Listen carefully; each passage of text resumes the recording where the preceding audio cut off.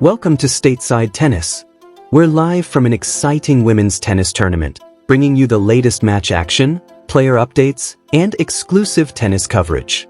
Stay tuned for more from Stateside Tennis.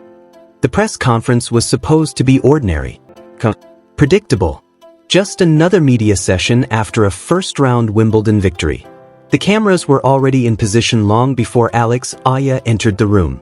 Reporters from every major sports network had gathered inside the All England Club Media Centre, eager to hear from the young Filipina star who had just made history on the most famous tennis court in the world. Only a few hours earlier, the 21-year-old from Quezon City had stepped onto center court carrying the weight of an entire nation on her shoulders. By the time she walked off the grass, she had become something even bigger than a rising tennis player. She had become a national symbol. Alex Eala had just won her first Wimbledon main draw match as the first Filipino singles seed in Grand Slam history. For the Philippines, it was more than a victory. It was a moment millions thought they would never live to see. Thousands of Filipino fans packed the stadium waving red, blue, white, and yellow flags high above their heads. Chants echoed across the grounds from sunrise until sunset.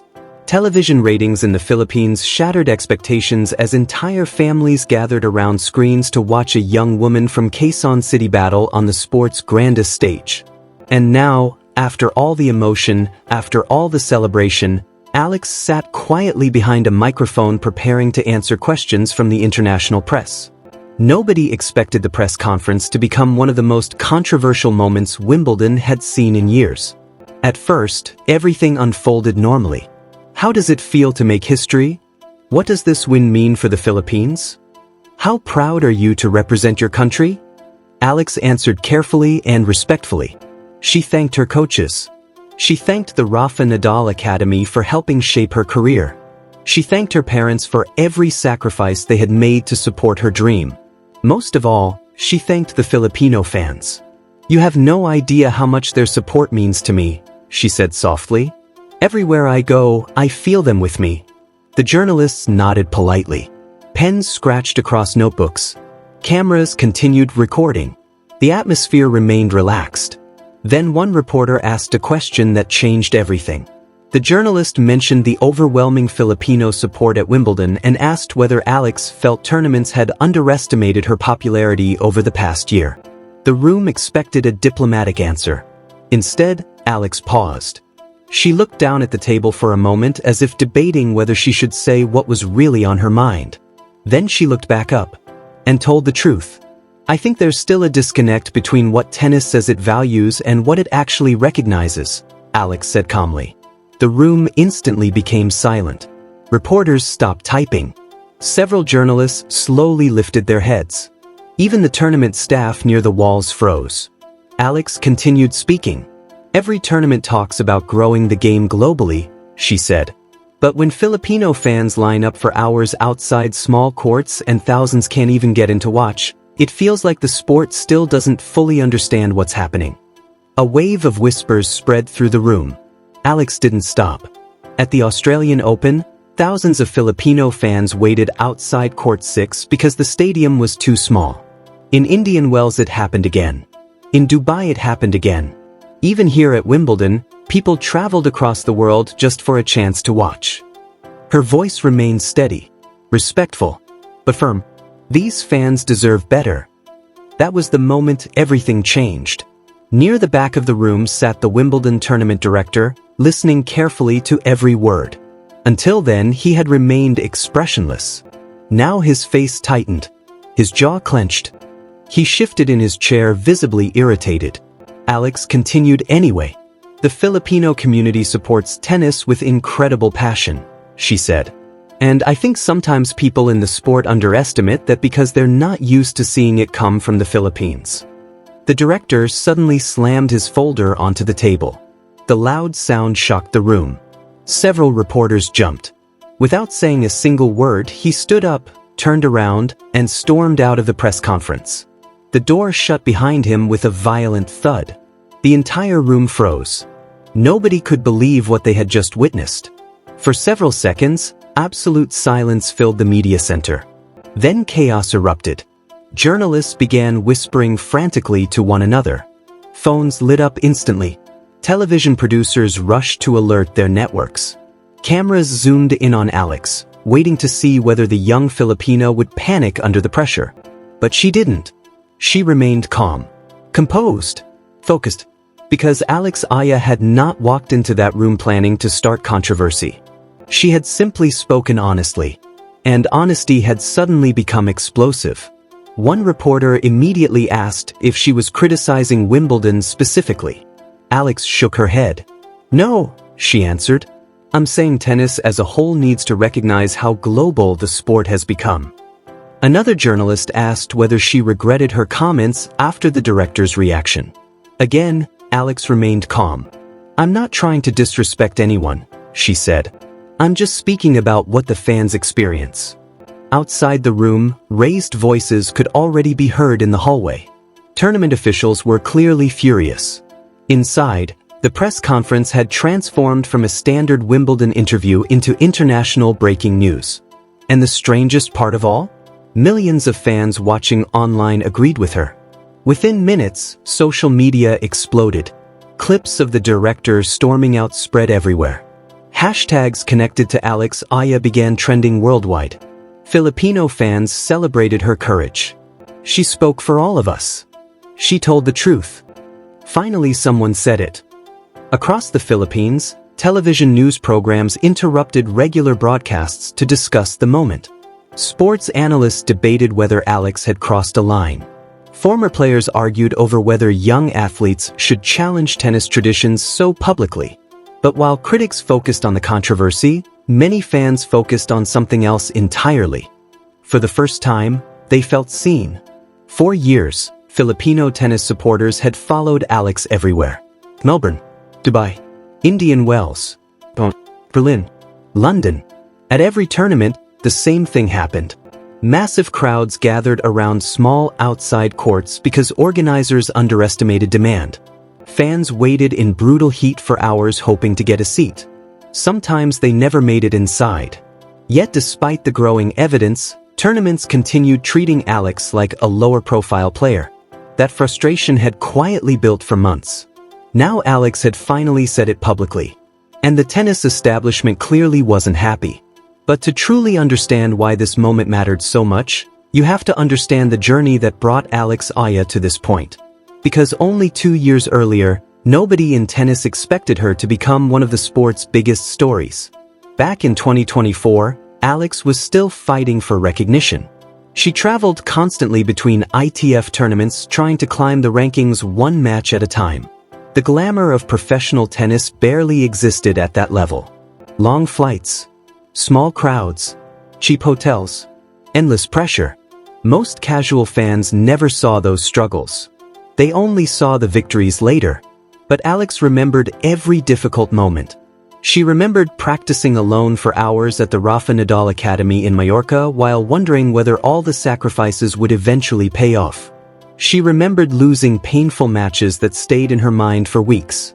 She remembered feeling invisible at tournaments where almost nobody knew her name. But through it all, one thing never changed: the support from the Philippines.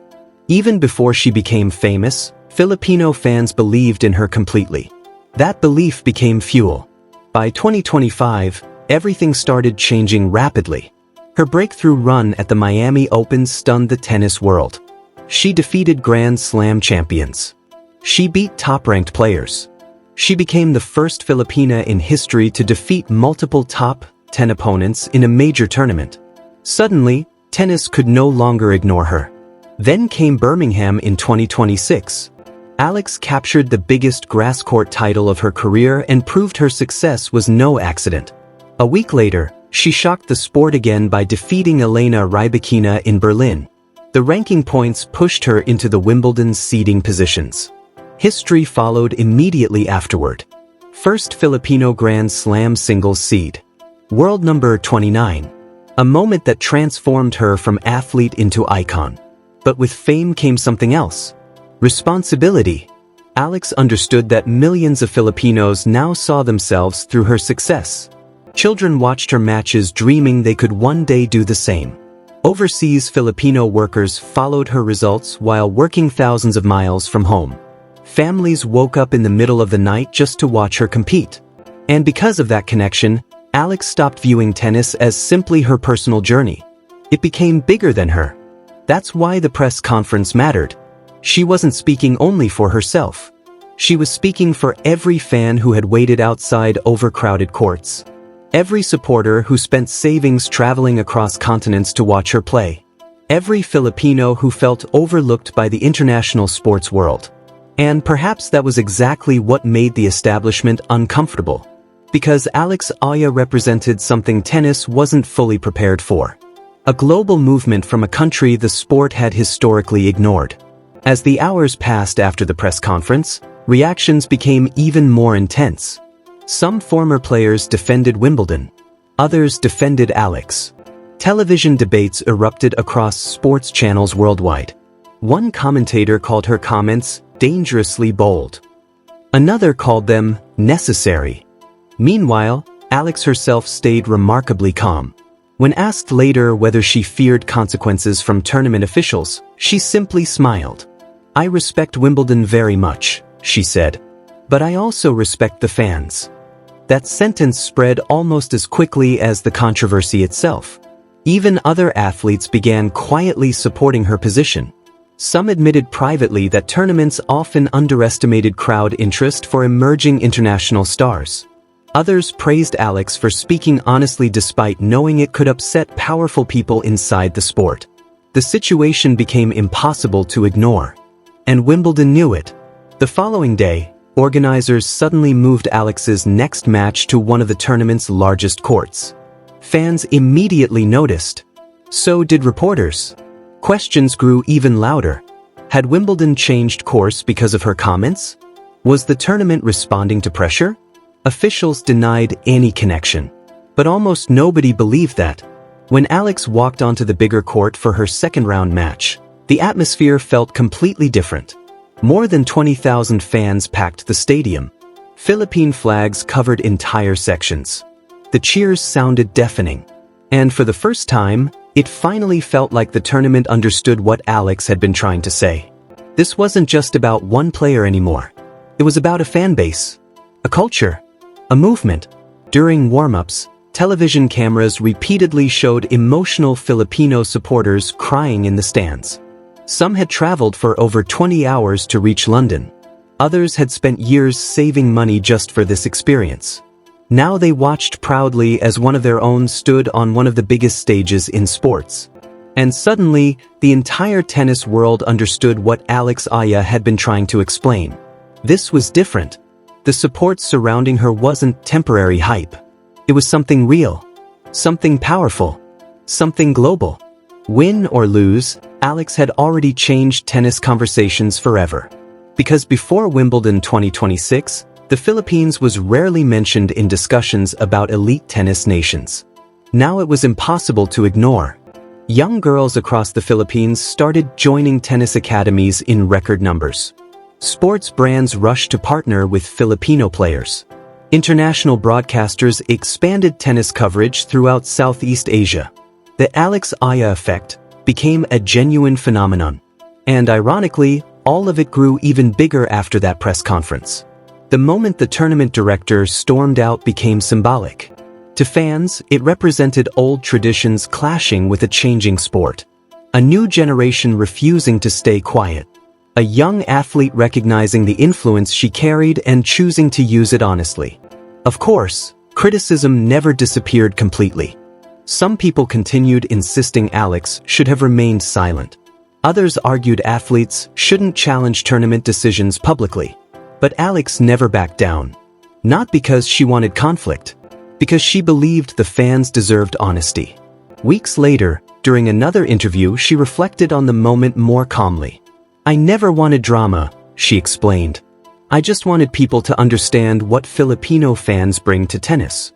That statement captured everything perfectly. Alex Eala wasn't fighting Wimbledon. She was fighting invisibility. And by Wimbledon 2026, invisibility was no longer possible. Everywhere she went, crowds followed. Every match felt electric. Every victory carried emotional weight beyond rankings or trophies. For millions of people, she represented possibility itself. A young woman from Quezon City standing confidently in spaces where Filipinos had rarely been seen before. And perhaps that was the real reason her words shook the establishment so deeply. Because Alex Eala forced tennis to confront a reality it had underestimated. The sport was changing. Its audience was changing. Its future was changing. And at the center of that transformation stood a 21-year-old Filipina who simply refused to stay silent. Long after Wimbledon ended, people still talked about the press conference. Not because of the anger. Not because of the controversy. But because of the honesty. The honesty of a player brave enough to speak for her supporters. The honesty of recognizing that fans from overlooked countries matter too. The honesty of understanding that tennis belongs to everyone, not just traditional powers. Years later, many would look back on that moment as a turning point. The day Alex Eala stopped being viewed only as a rising tennis star and became one of the most influential voices in the sport. Because in the end, the sentence that shook Wimbledon wasn't disrespectful. It wasn't hostile. It wasn't cruel. It was simply true. And sometimes the truth is the hardest thing for powerful people to hear.